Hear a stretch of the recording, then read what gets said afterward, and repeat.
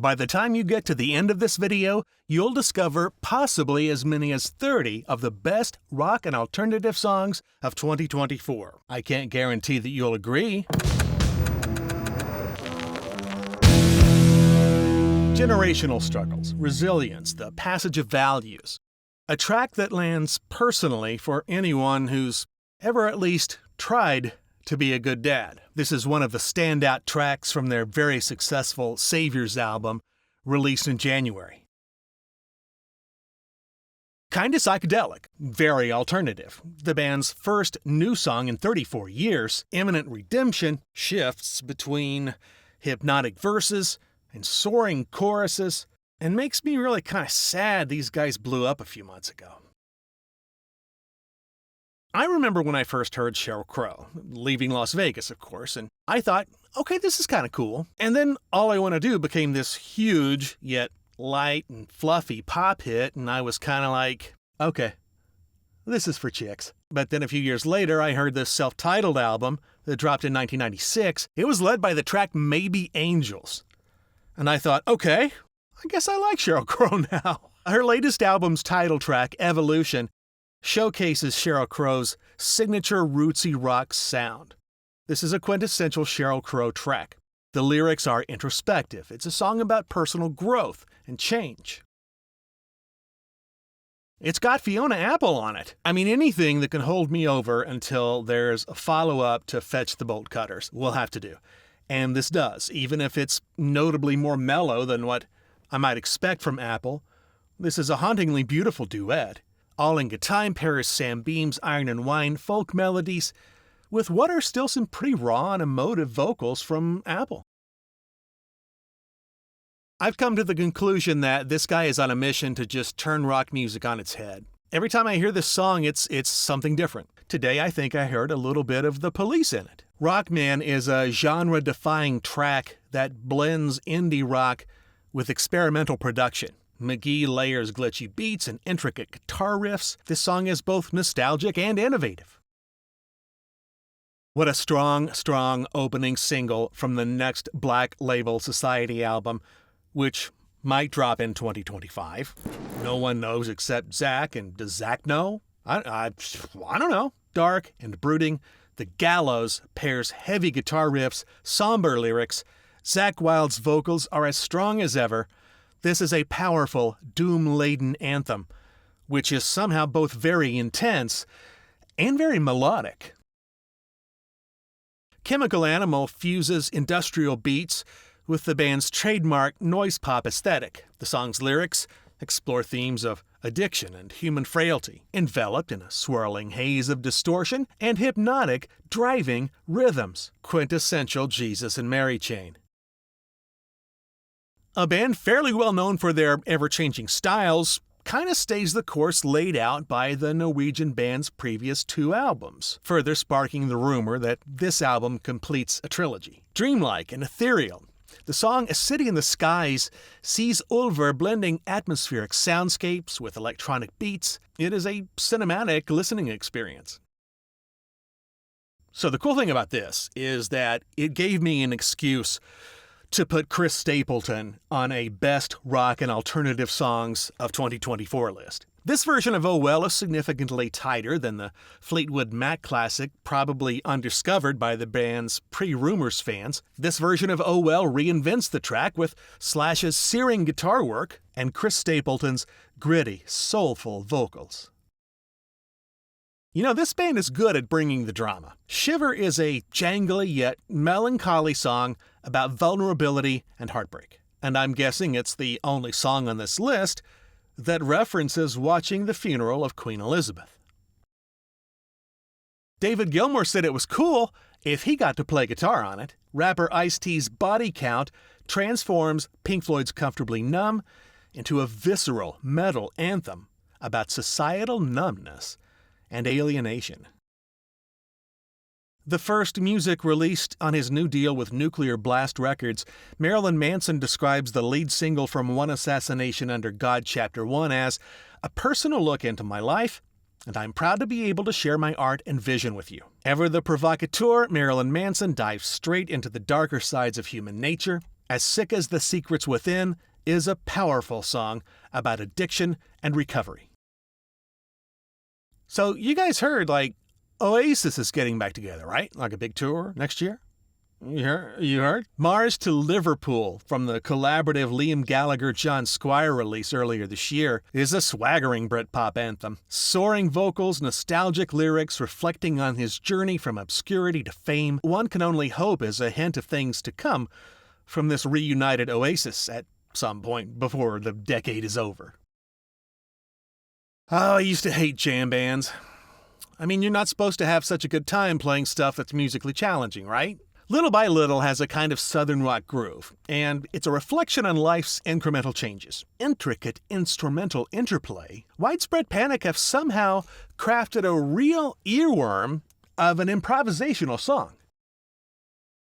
Xiaomi is an alternative rock track that is atmospheric, shoegaze, and it was not the only good song on the surprise release of the summer, or one of the two surprise releases of the summer, I should say. The Smashing Pumpkins' Agori Mori May. This might just be the wimpiest song on the list, so I'm just going to be real honest with you. It's just one of those songs that I can't get out of my head. Bus is the third single from 2024's LA Times album from Travis. It's a simple, heartfelt indie rock track about fleeting moments and missed connections and, darn it, life stuff.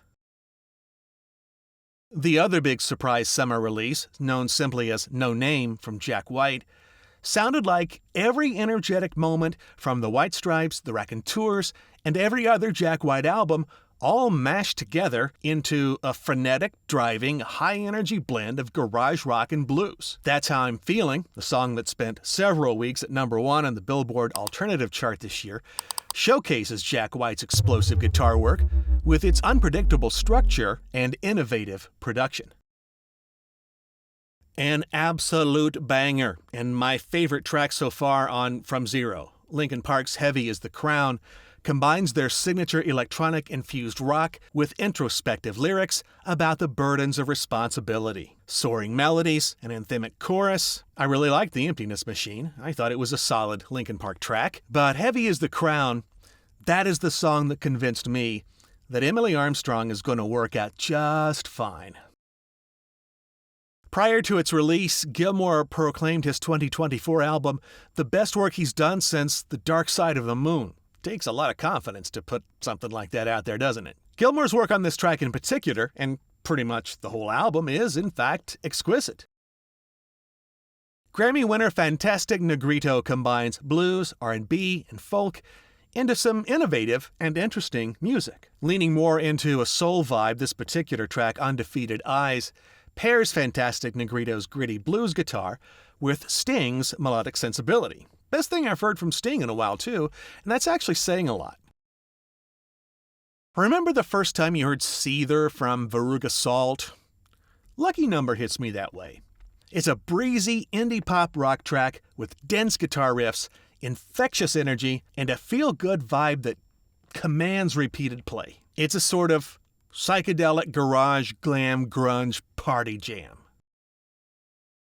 This song is nominated for a frickin' Grammy. When I was riffing blazing air guitar licks to the Hellion Electric Eye in 1982, I never would have seen Judas Priest being nominated for a Grammy. Crown of Horns is a mid-tempo track featuring Rob Halford's iconic soaring vocals. I'd Like to Help You With Your Problem is one of several standout gems on 2024's Rockmaker, what could be a career album from the Portland, Oregon neo-psychedelic outfit. This track merges the Dandy Warhol psychedelic flair with Slash's searing guitar work. Don't spend too much time on the AI-generated video, though. Every list of rock and alternative songs is entitled to one at least straight-up pop song wedged in somewhere, right? Uh-oh. All right, so here's the deal. I have this weird thing about songs that list random things that are all tied together by something. We Didn't Start the Fire by Billy Joel, or I've Been Everywhere. I think Johnny Cash recorded that. I think actually a lot of country singers recorded that. Elephant Talk from King Crimson. And American Spirit Delivers. Wisconsin Beyonce, A Carnival Ride. A Hallmark Card and a Burger with Fries. And that's all I'm going to give you. Azalea is about finding yourself. finding yourself in a new place or back home. Half the learnin's in the leavin'. This is a soulful southern rock ballad that lives somewhere in that space between the Allman Brothers' Midnight Rider and Pure Prairie League's Amy. Ben Frost is better known as the composer of soundtracks to surreal dramas like Dark, 1899, and the Max original Raised by Wolves. But he's dropped several solo releases that explore a wide variety of sonic landscapes. His 2024 album, Scope Neglect, is experimental and immersive. The River of Light and Radiation is a multi-layered track that is both punchy and melodic. Ambient metal, anyone? It's difficult to select one special track above all the others from Songs of a Lost World, the triumphant, long-awaited 2024 return of goth gods The Cure. A Fragile Thing blends The Cure's iconic post-punk sound with delicate melodies, and the lyrics explore themes of vulnerability and the impermanence of beauty. Ceasefire is a song about an argument with his younger self. It's a heartfelt folk-punk anthem from Frank Turner's 2024 studio album, Undefeated. It's both powerful and intimate, impassioned and poignant. Did these guys come back or what? The Grammy-nominated Happiness Bastards was their first album of new material in more than a decade, and it's one of the strongest releases of the Atlanta band's career. Waiting and Wanting is a soulful southern rock tune with bluesy guitar licks and lyrics unmistakably about waiting and wanting. It's also one hell of an earworm once it digs in. You have been warned. And Finland's Von Hertzen brothers deliver a dynamic progressive rock piece that weaves intricate instrumentation, soaring vocals, and vibes. According to band member Key Von Hertzen, Relapse combines elements of Queens of the Stone Age, AC/DC, Phil Collins, and maybe a little bit of U2. Call it whatever you want. Relapse is an absolute banger that inspires endless fist-pumping and repeat plays. And don't ask me to explain this part. It has a really awesome saxophone solo. Saxophone. All 30 songs are right here on this playlist.